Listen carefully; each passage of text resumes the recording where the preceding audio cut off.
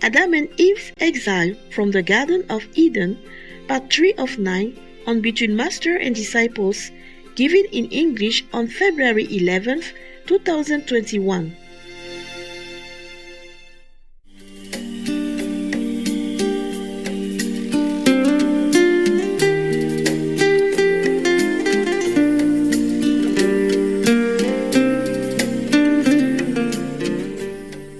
That is the thing. When we have something, we also have to be more responsible and take more care of it. And that is the problem. That's when the conflict can arise because of worry, because of deadline, because of too much responsibility or feeling too responsible. Like we have to put the best out for the world to look. And we have to do this, we have to do that. We have to improve all the time. We have to organize it. We have to coordinate, we have to fix the things, we have to edit, we have to ponder which one and what is good for the viewers. You see, all that adds up sometimes to the tension. And the viewers saw me, and then that adds up also to the tense energy. That just makes me also sometimes, often very tense. Yeah, very tense. The karma of the world. Yes. Listen, God has only two kids, Adam and Eve. At that time. And he is so aggravated like that. That Adam ate only one apple and he kicked them out. Both of them. And here we have a lot of responsibility, a lot of work. And so if sometimes we have a little on-edge feeling, then it's normal, okay? Yes, Master.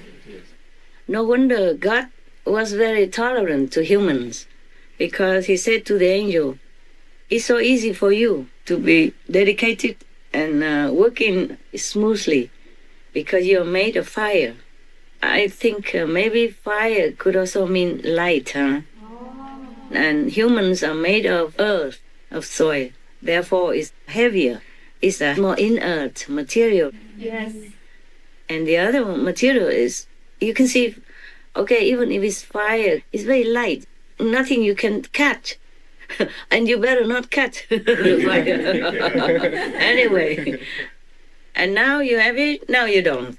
Yes, it's very simple. The condition of the wood or the oil or the petrol, those things, and the wind and the air made up to create the fire. But then it could also be gone if those elements are not found together. The same with us. Actually, we are also made of many elements together, like fire, ether, air, water, and also some iron. The iron in our body could make a couple of nails. Imagine that. So we are not all that expensive, really. All the iron can make only a couple of nails. What can you do with a couple of nails only? I use a lot of nails. Whenever I move somewhere, I always bring a box with me. A screwdriver, or some screws, some nails, different sizes.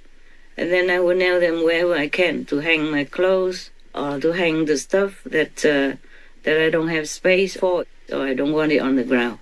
But if we take some nails inside our body, only a couple, then we cannot do much, right? I need more than a couple. You too, if you need them. I'm very handy. Everywhere I go, I take some very handy stuff, like some metal wire, very thin, easier for me to twist them. And a hammer, a screwdriver, a Swiss knife, and what else? The pliers. These I always take, mostly when I can.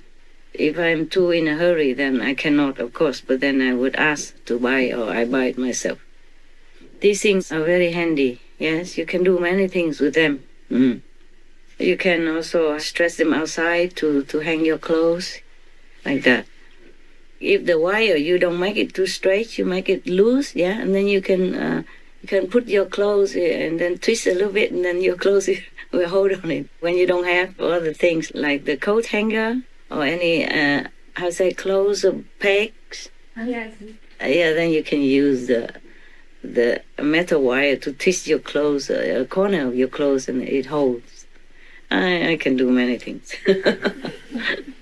If I don't have that and I have soft string, And I have these coat hangers, the triangle one. I would also make it loose. The string is loose. And then I use the coat hanger to hang on it, and then I twist the thing to hold the hook. Yes. So that the coat hanger will stay. Wow. So you don't need to have another peg on it. Whatever situation, you can try to use your IQ, you know? Because if I keep moving a lot, I cannot have a lot of people with me. I don't want to. I don't want to bother people. And also people's energy are different for me. So sometimes being alone is a blessing. And then if you keep moving, you cannot always have everything, okay? If I don't have anything else and I hang on the tree branches and all that, it's also okay. But it is easier to fly away. So I just have to tie the two sleeves together. Yes, Master. You knot the two sleeves together so that it doesn't fly away, also fine. Or if I'm on the riverbank, then I just put it on the rock. Just flatten it out on the rock. And when it's a sunny day, it dries in no time. Of course, I don't wash when it's raining. All right, my God, where am I going? We're supposed to stay in Eden, but now we're kicked out already. Fine. After God kicked Adam out of Eden, and one time he missed him. Oh. He missed him and he felt sorry that he had kicked him out of Eden into the hardship of the material world, that he has to sweat to find a living, you know, to find sustenance, like planting vegetables, planting another apple tree from which he can eat as many as he wants without God watching. Yeah. But it's a hard work. The farmer's work is very hard work. Yes. I wonder maybe that's the way God ordained us to do. That's why farmer people, they are very happily married. They say the most happy marriage is a farmer's marriage. Maybe because that's the way we should do. We should labor with the sweat of our brow in order to find the food to eat. Maybe that's the way God ordained it. Maybe that's why farmers are happy. They are the most happy. And then the next is, I think, doctors. And the other is business, business people. There were 4 or 5 types of marriages that last longer and unhappier. That's what they said. But I remember that farmers are the most happily married people. Maybe they toil together every day. Yes. One has to rely on the other. And then at the end of the day, they can harvest their own food and feel contented. Yeah. And the food that they harvest is fresh, is next to them, with their own energy permitted in it. Thus, I guess they feel healthy and happy also. Yes. This farming food doesn't have to go through any long distance and be contaminated or maybe influenced by other people's energy, mood, and maybe sickness even, just like now we have with the pandemic. Yes, Master. So everything is contained in their own environment. Actually, there's somebody that has said to us that we should eat local, within a 50-kilometer radius, not further than that. I guess because of energy, the question of energy. Because even though you live with other people, but within the 50-kilometer radius, you are mixing already with them together like a family. The energy is kind of harmonizing with each other. So it's not too far from your own elements or your own energy. Thus, when you eat these foods, you do not feel too much conflict. Yes, with your cells, with the elements within your own body. That's what I guess, I think. So now, God one day sitting alone, I guess he's lonely, eh? Sit alone in heaven and then remember Adam and feel kind of sorry. Yeah. So one day, God went down to the material realm to look for Adam. He asked if he's okay, if he's healthy, how is he doing? And then he asked Adam to come with him to a special place already prepared with all the best food, everything, the best delicacies and everything. So Adam sat there and ate vigorously.